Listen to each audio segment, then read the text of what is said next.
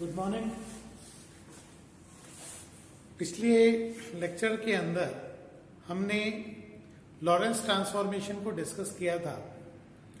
बात आती है कि जब कोई निर्देश तंत्र या कोई वस्तु वेलोसिटी ऑफ लाइट के कंपेरेबल वेलोसिटी से मूव करती है, यानी लगभग 0.1 सी है, उससे हायर वेलोसिटी से मूव करती है, तो उस अवस्था के अंदर जो हमारे कोऑर्डिनेट ट्रांसफॉर्मेशन है उसमें गैलीलियन ट्रांसफॉर्मेशन वैलिड नहीं रहते हैं।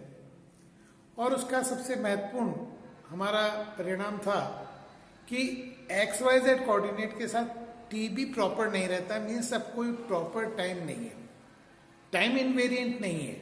हम ये माने कि एक सिस्टम के अंदर टाइम दूसरे सिस्टम में भी वही रहेगा, तो यहाँ पर सबसे इंपॉर्टेंट रिजल्ट हमने डिस्कस किया कि नहीं, जब एक रेफरेंस फ्रेम मूव कर रहा है विद वेलोसिटी ऑफ लाइट के कंपैरिजन में, तो उसके अंदर टाइम में भी चेंजेस आता है। इसी तरह से हमने देखा कि वहां पर पहले निकाय में अगर त्वरण आ रहा है तो दूसरे निकाय में त्वरण समान होना जरूरी नहीं है, मीन्स एक्सेलरेशन भी इनवेरिएंट नहीं है। तो एक तरह से बिल्कुल डिफरेंट फिजिक्स यहाँ पे डेवलप होती है, क्योंकि यहाँ पे सबसे फंडामेंटली जो पोस्टुलेट था वो है कि वेलोसिटी ऑफ लाइट इनवेरिएंट है। इसी सीक्वेंस में आज हम इस चैप्टर में बात करेंगे लंबाई में संकुचन, या इसको लॉरेंस फिट्जरलैंड संकुचन भी कहते हैं।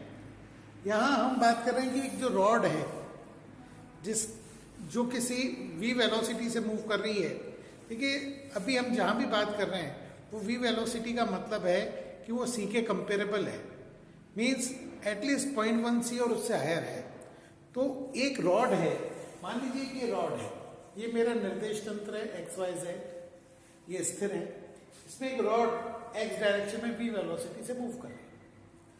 जब अगर ये v वेलोसिटी से मूव करती है तो उस समय इसकी जो लंबाई हमें प्रेक्षित होगी, जो स्थिर हमारा निर्देश तंत्र है उसमें इसकी जो लंबाई प्रेक्षित होगी वो इसकी वास्तविक लंबाई से कम होगी। ये लंबाई में संकुचन है।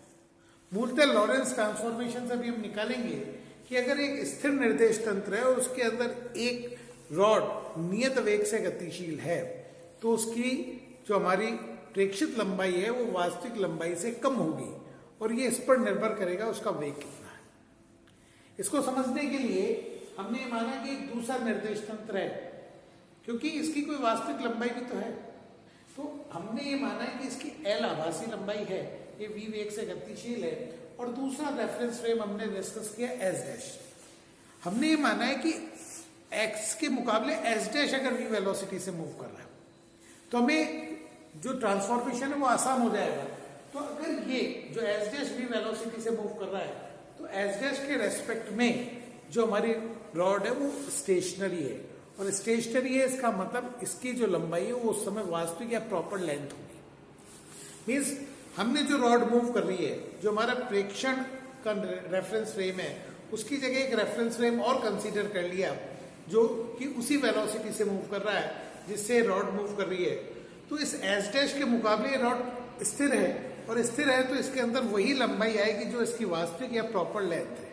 तो यहाँ पर अगर इसकी लेंथ एल नॉट है तो इसके कोऑर्डिनेट अगर x1 डैश है और x2 डैश है, तो s डैश के पॉइंट ऑफ व्यू से x2 dash minus x1 dash इसकी प्रॉपर लेंथ देगा, अर्थात x2 dash minus x1 dash L not है जो कि प्रॉपर लेंथ है, क्योंकि ये हमने उस रेफरेंस फ्रेम में लिया जो मूव कर रहा है, जिसके रेस्पेक्ट के अंदर ये रॉड हमारी स्टेशनरी है। अब हम अगर एल कैलकुलेट करना है हमारे पहले रेफरेंस फ्रेम के हिसाब से, जो एल है इसके दो कोऑर्डिनेट हैं x2 और x1, तो इसकी जो भी रिलेटिविस्टिक लेंथ है वो हो जाएगी x2 माइनस x1, ये हमारी एल हो गई।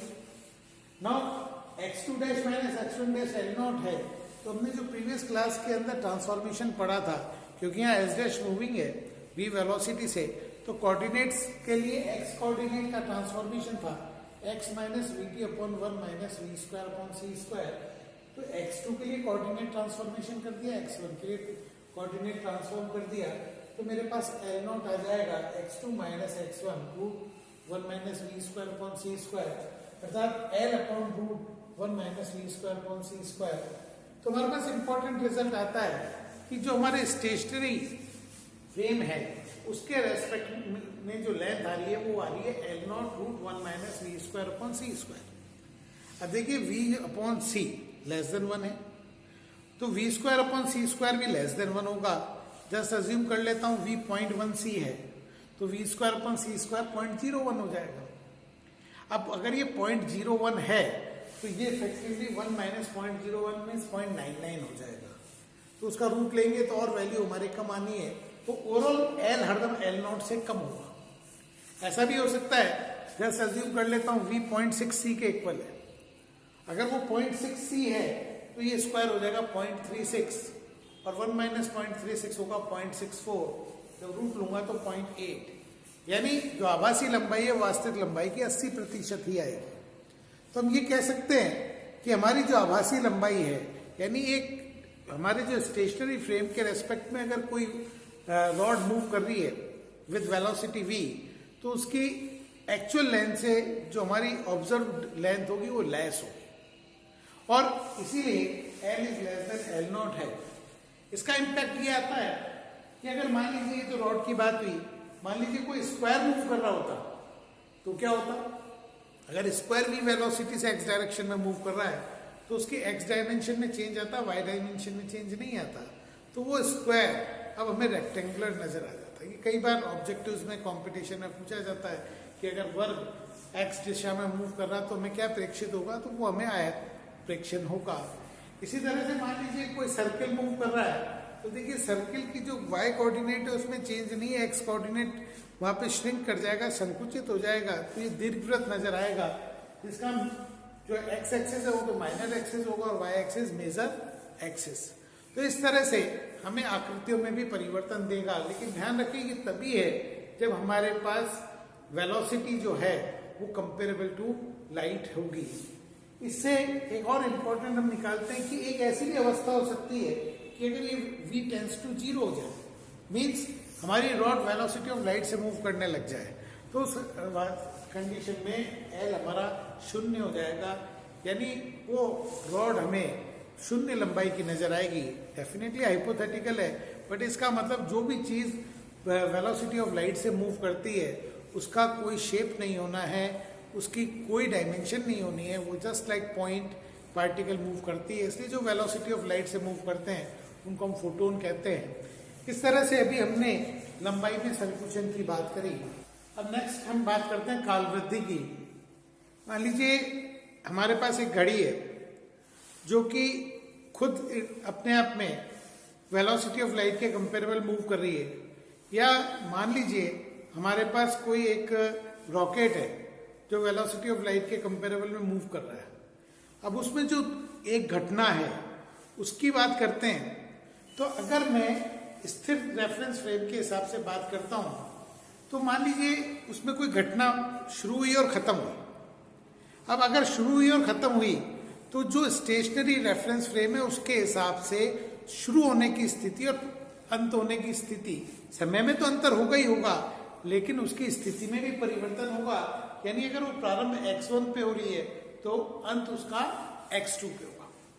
इस बात को हमें समझना आवश्यक है कि देखिए मान लीजिए मैंने मान लिया एक रॉकेट वेलोसिटी ऑफ लाइट के कंपेरेबल मूव कर रहा है।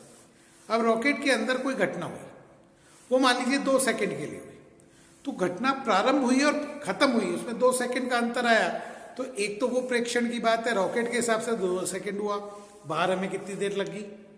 दूसरी बात हमें ये देखना होगा कि अगर हम देखें तो जो स्टेशनरी फ्रेम है, क्योंकि रॉकेट मूविंग है, तो उस हिसाब से घटना होने की स्थिति में भी परिवर्तन होगा।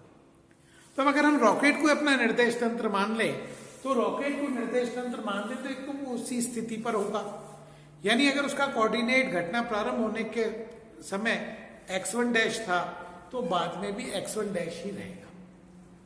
दूसरी बात, उसमें समय अंतराल मान लीजिए t1 पे शुरू हुआ और t2 पे खत्म हुआ, तो ये टाइम अंतराल जो हमें टो नॉट है ये प्रॉपर टाइम कहलाएगा। तो हम इस टॉपिक में ये देखना चाहते हैं कि जो टाइम है उसमें किस तरह से डायलेशन होता है, कैसे चेंजेस होता है। तो मैंने वही कंसिडर किया है कि ये मेरा स्टेशनरी रेफरेंस फ्रेम है, क्योंकि यहाँ पर जब घटना हो रही है तो घटना का प्रारंभिक और अंतिम कोऑर्डिनेट समान नहीं है, समय समान नहीं है। तो अगर इसको मैं किसी प्रॉपर रेफरेंस फ्रेम में देखता हूँ तो इसमें एक खास बात है कि वहां पर क्योंकि निर्देश तंत्र v वेलोसिटी से चल रहा है तो उसके सापेक्ष जिस जगह घटना हुई वो स्थिर है, इसलिए प्रारंभ और अंतिम निर्देशांक समान है। और अगर मान लीजिए उसमें समय t2 dash minus t1 dash है तो इस समय अंतराल को हम प्रॉपर टाइम कहेंगे, यानी टॉ नॉट इज इक्वल टू हो जाएगा t2 dash minus t1 dash. और इसके हिसाब से जो घटना हुई उसमें t2 माइनस t1। अब अगर हम लेंथ के पॉइंट ऑफ व्यू से बात करें तो हमें t2 डैश और t1 डैश के कोऑर्डिनेट्स लिख देने चाहिए। जब हम इनके कोऑर्डिनेट लिखते हैं तो आपको ध्यान होना चाहिए कि कोऑर्डिनेट ट्रांसफॉर्मेशन में t2 डैश x पे भी निर्भर करता है, और जब x पर निर्भर करता है तो वहां कोऑर्डिनेट x1 और x2 दोनों अलग लगाएंगे। इसलिए हम यहाँ पर उल्टा कर रहे हैं, हम यहाँ पर t2 t1 को ट्रांसफॉर्म कर रहे हैं in condition of t1 dash and t2 dash, क्योंकि रीजन ये है कि x डैश कोऑर्डिनेट दोनों का समान है। इसलिए t1 कितना हो जाएगा gamma t1 dash plus v x1 dash by c square, और t2 हो जाएगा gamma t2 dash plus v x2 dash upon c square. क्योंकि x1 और x2 समान हो गए इसलिए मैंने इस कोऑर्डिनेट को, अगर मैं यहाँ चेंज करता तो ये दोनों डिफरेंट होते, हमें ट्रांसफॉर्मेशन और लेना होता। तो मैथमेटिकल सिंप्लिसिटी के लिए हमने t1 t2 को ट्रांसफॉर्म किया है। तो उस हिसाब से टॉ t2 माइनस t1 निकालता हूं तो देखिए ये टर्म कैंसिल हो जाएगी और आ जाएगा t2 dash minus t1 dash.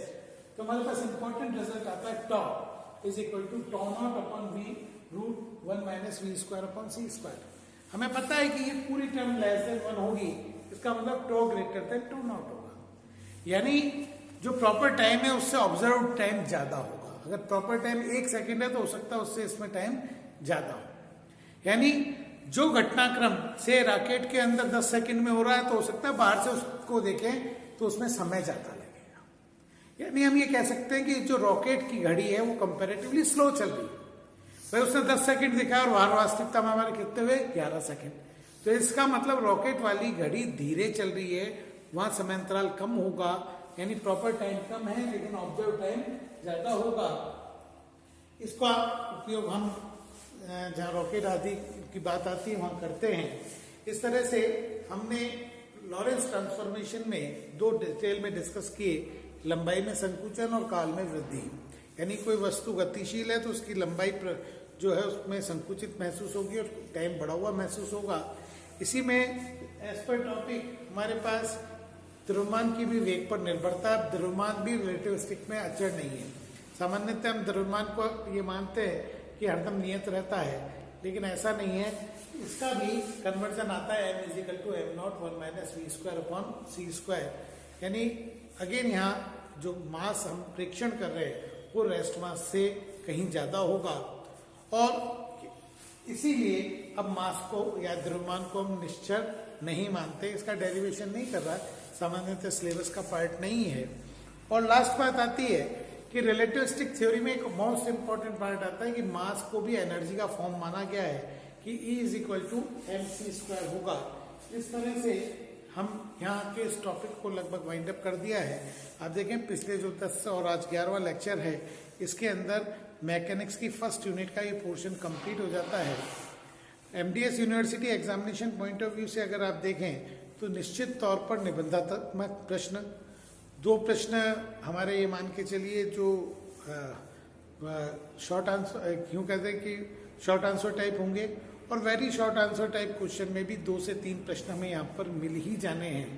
तो लगभग 15 नंबर का वेटेज का ये पार्ट कंप्लीट हो जाता है। इसको आप कर लें, इनके बेस पे न्यूमेरिकल्स को सॉल्व करें। आगे हम डिफरेंट टॉपिक्स को या जो हमारे आगे की यूनिट्स है उनको डिस्कस करेंगे। Thank you.